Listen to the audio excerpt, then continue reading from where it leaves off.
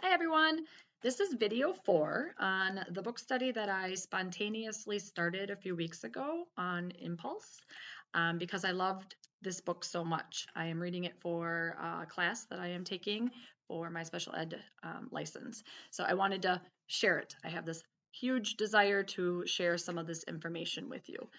It's called Lost and Found, for those of you that have not followed me on the other videos. It's by Dr. Ross Greene. He has his PhD, and it's a book about helping behaviorally challenging students. And there are so many amazing strategies in this book that like I said, I just have this deep desire to share it with educators, professionals, parents, guardians, anyone, just to help everyone understand challenging behavior a little bit more. This book is about the CPS model, and CPS stands for collaborative and proactive solutions. So it's in the title. Collaborative meaning all stakeholders, so including the student. So Dr. Greene really stresses that in order to solve these behavior problems, we have to include the student. They have to be involved. And I think that's huge. And then the other piece of that is called proactive, meaning it has to be pre-planned.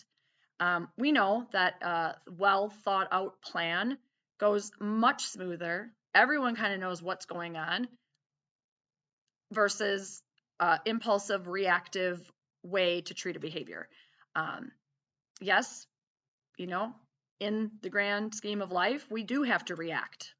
But if we can prevent that, if we can pre-plan ahead of time how to handle some of these maladaptive behaviors, we're going to have more control.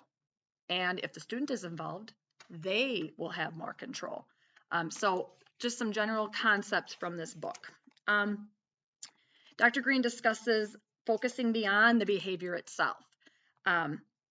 Too often we spend time, focusing on, oh, he bit me today, and oh, I'm hurt, or he's kicking me, he's pulling my hair, he's disrupting the class so much I can't teach.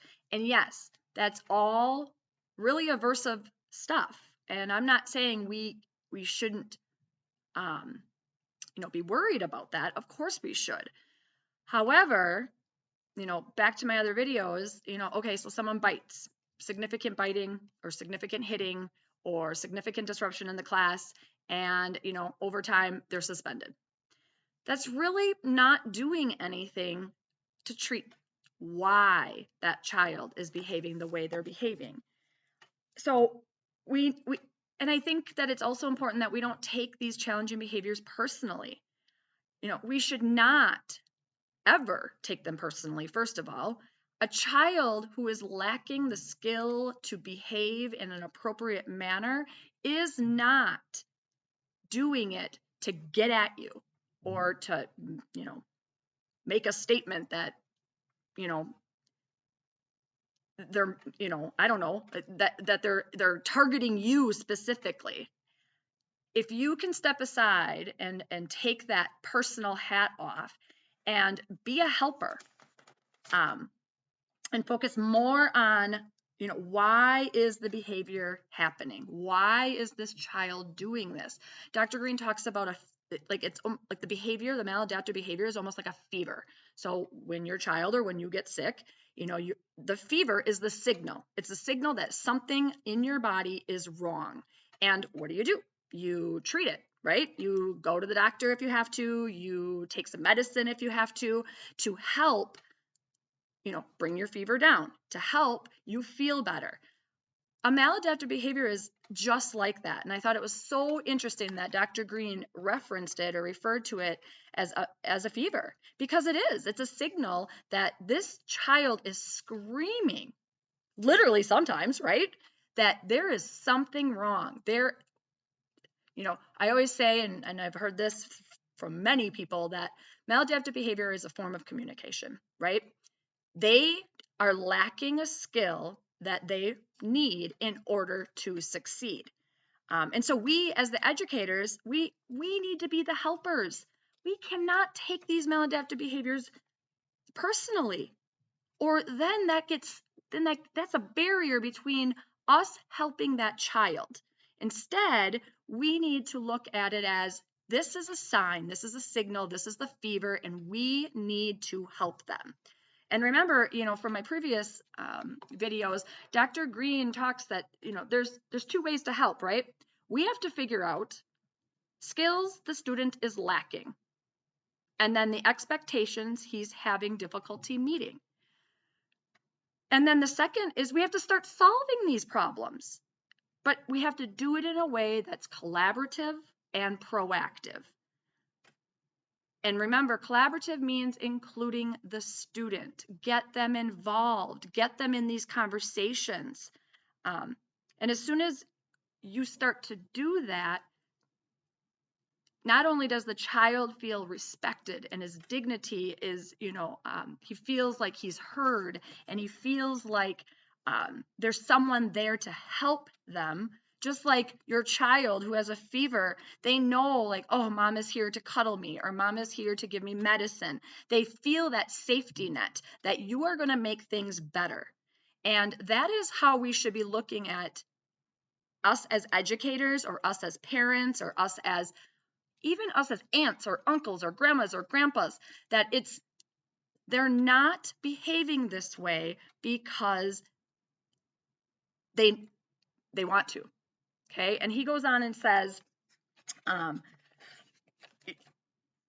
that we need to get beyond some hurdles. And I found this really, really interesting because we all have our own misconceptions, and we all have our own biases, and we all have our own opinions about things. And so he talks about 5 common misconceptions. And the first one is he just wants attention. And I love how Dr. Greene responded to this. That's an excuse, right? He wants our attention. That's why he's kicking us. Okay, and it might be, right? He doesn't have any other form of communication, so of course he's hitting us. But what he's saying is there's a huge difference between viewing a child's behavioral challenges as a sign of lacking motivation. So you hear that a lot. Oh, they're just not motivated. Versus understanding what he's lacking. What skills is he lacking? So once we can get past this conceptual hurdle he talks about, like he just wants attention, and start helping, then we as educators, or whatever title you are, will be able to, be a helper faster. So, we hear this, he just wants attention. He says we all want attention, don't we? I mean, obviously. So this explanation isn't very useful for helping us understand why a kid is seeking attention in a maladaptive manner. Okay, if a kid is seeking attention in a maladaptive way, all that suggests is that he lacks the skills to seek attention in an appropriate way. Kids do well if they can, and doing well is preferable, right? Another misconception is, he just wants his own way.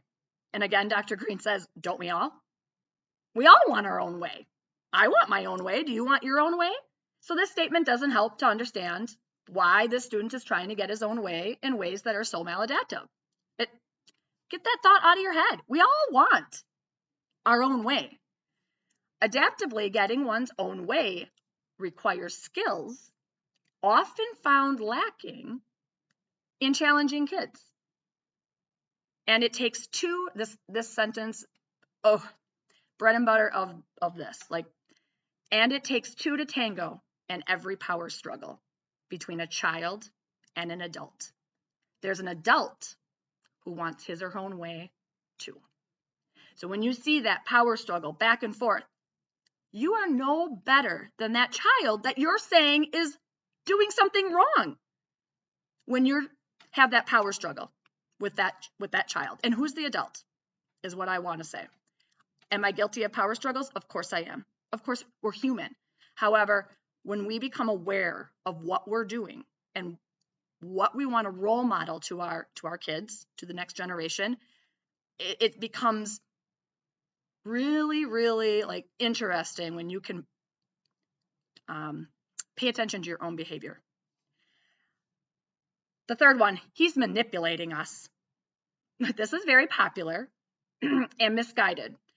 Characteristics of kids with challenging behaviors, they say, oh, he's just manipulating us. What he says, Dr. Greene says, is competent manipulation requires various skills: forethought, planning, impulse control, organization, and among others, typically found lacking in behaviorally challenging kids. So in other words, the kids who are most often described as being manipulative are those least capable of doing it because they're lacking the skills to actually do it. Another one, he's not motivated. And again, this one, it shouted out at me. This is something we should never, ever say about any child, is what Dr. Greene says. Once we figure out what's really getting in the way for kids being referred to as unmotivated, we find that unmotivated didn't even come close to capturing the factors making it difficult for a child to meet our expectations. Why would any child not want to do well? Right? Why would he choose not to do well if he has the skills to do well? A child who is learning to read and has the skill to read a level A book isn't going to read the level A book wrong, right? They're not going to read the words wrong on the page to be purposeful and throw a fit because he can't read it, because he has the skills to read it.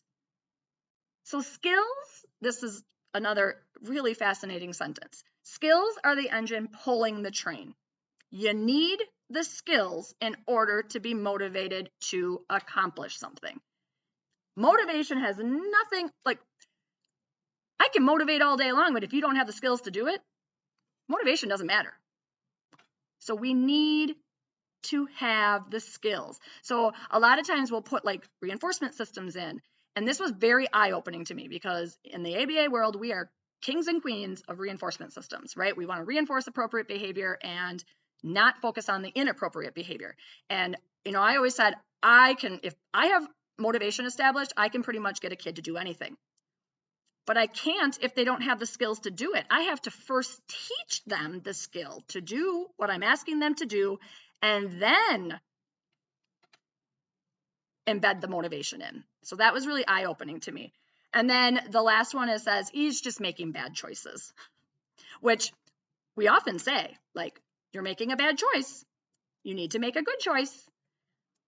And Dr. Greene says, he's probably lacking the skills needed for consistently making good choices. Do we all make bad choices once in a while? Yes. Do I know how to do my dishes? Of course I do. I have the skill to do my dishes. But do I always want to do them? No. So I'm potentially making a bad choice when I choose not to do it. And that's, another whole story. But I have the skills to do it. So I'm not necessarily, making a bad choice for my own well-being. However, it isn't a skill deficit. It's just a lack of motivation. But if you simply did not have the skill of doing the dishes, and we expect them to do the dishes, even though they have no idea how to do the dishes, how is that fair? And so breaking it down, to very simple terms, if a child doesn't have the skill to stand in line quietly with the rest of his class and then becomes disruptive, we need to teach them the skill of standing in line appropriately with their peers. And then the magic can happen. So that is my little snippet of Dr. Greene. Next week, we will get into the assessment that he talks about and how do we recognize these lacking skills, and then what are some things we can do about it. So stay tuned.